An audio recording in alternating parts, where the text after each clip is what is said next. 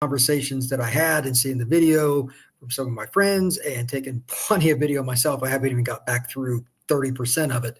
There's so many different videos I got to go through, but these are the three players. First off, the first kid, open-endedly admit, I didn't know a ton about him before today, but that's why you go see the kids live and in person.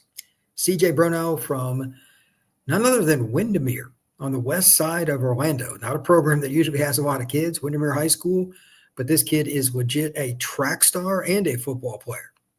Legit 10.33, electronically timed, 100 meters here just recently, and he also ran 4.41 at Under Armour Orlando. Those are great times.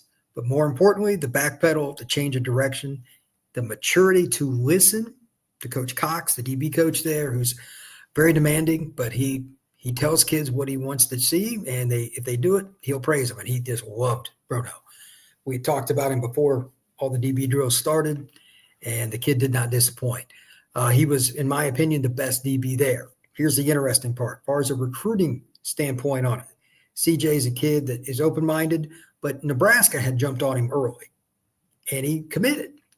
Well, LSU, Florida State, Penn State, and several other schools are trying to get him on campus now. And as any Florida State fan probably knows, Coach Coop, Coach Tan, they have reputations. Florida State's got a really good DB room. They're going to be running a real unique defense that's had a lot of success when those guys were at Nebraska. I'm really curious to see if he can get up to Florida State this spring, see where things go from there. They need at least one big-time corner, as I talked about recently on Locked On Seminoles. This would be a great kid. He's kind of off the radar right now. I haven't even looked up his ranking. I highly doubt it's very good because, again, nothing against Windermere High School, but it's not your traditional dominant program in Greater Central Florida. It's not Popka. It's not Osceola. It's certainly not Jones. It's not Edgewater or any of those schools. So Windermere they fly under the radar. Well, to put it mildly, I don't think it matters after today. Everybody liked him. He got MVP for DB, and he earned it. Respectful young man. He's the kind of guy that you want in front of the camera if you're an athletic department administrator, head coach, or anything else.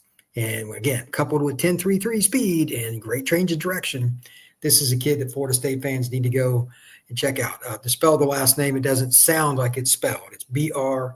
He told me it's Bronaugh, so I'm just going to go with it. That's what he told me, but it doesn't spell the way I thought it would in terms of the sound. So great kid, and Florida State would do very, very well to flip him from Nebraska.